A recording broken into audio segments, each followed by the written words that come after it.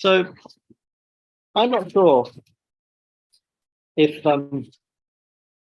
you're passionate about one or more major issues, but I'm sure you will be passionate about at least one.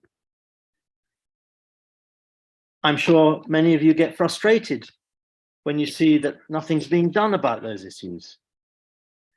But would it make any difference if young people were in charge?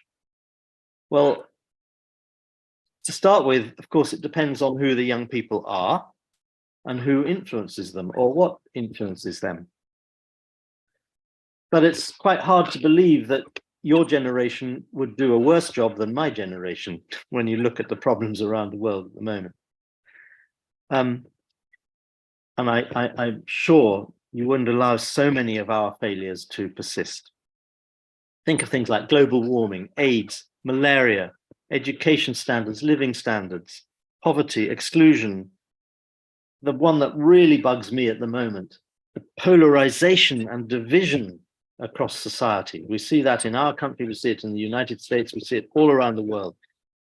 And these absurd age-old disputes between nations, cultures, religions, and the interpretation and claims to own history. The dominance of heritage over thinking. Would young people allow the waste of hundreds of billions of dollars on hopeless wars? Imagine the ways you could spend that money. I really believe that all of us, as you know, when we're young, we start out in life with a very positive perspective. We start out from the innocence of childhood to the idealism of youth. Young people tend to be full of optimism, love, energy, creativity. What great values those are. But depending on the person and the circumstances, that can very quickly change. In particular, it can change as the result of a lack of proper and respectful interaction with adults. And when young people experience authority in a way that is one-sided and negative. And you can take any kind of authority, whether that be negative experiences of school, interactions with the police, or any other kind. There was a survey done in the UK not long ago, which showed that there was a direct correlation between the levels of social exclusion and the amount of time which young people actually spend or don't spend with their families. For example, how often they actually eat a meal together.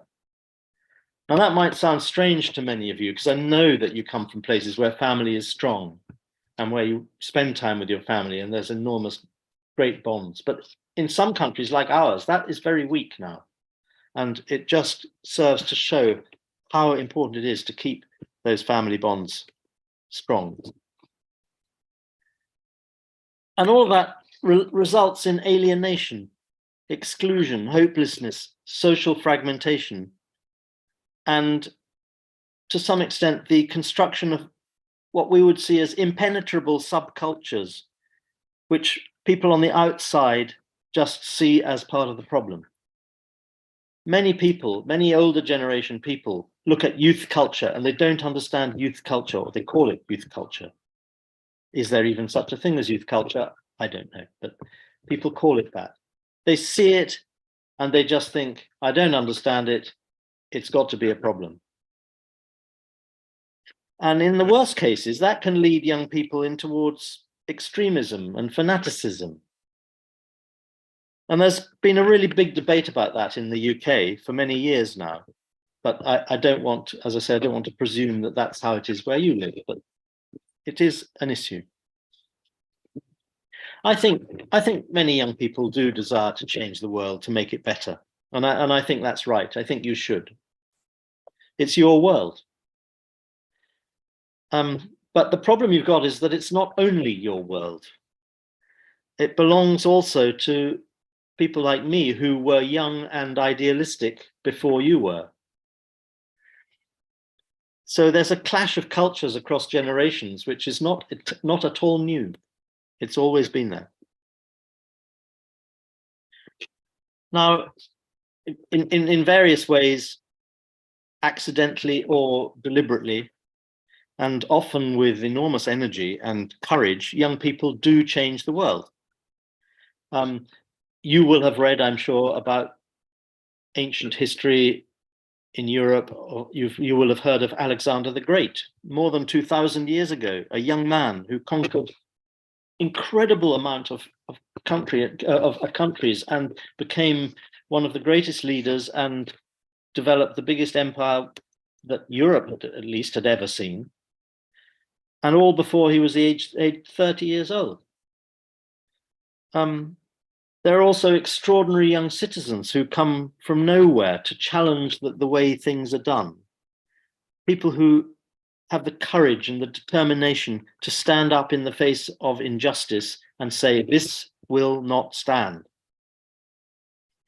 And also socially and culturally, young people have been at the forefront of rapid and unexpected changes, especially since the middle of the 20th century. If you just look at the whole of, certainly British, European and American musical culture, but I know that's had impact on Africa as well. The vibrancy of youth within music has taken off in the last 50 to 60 years in a way that people wouldn't have seen before.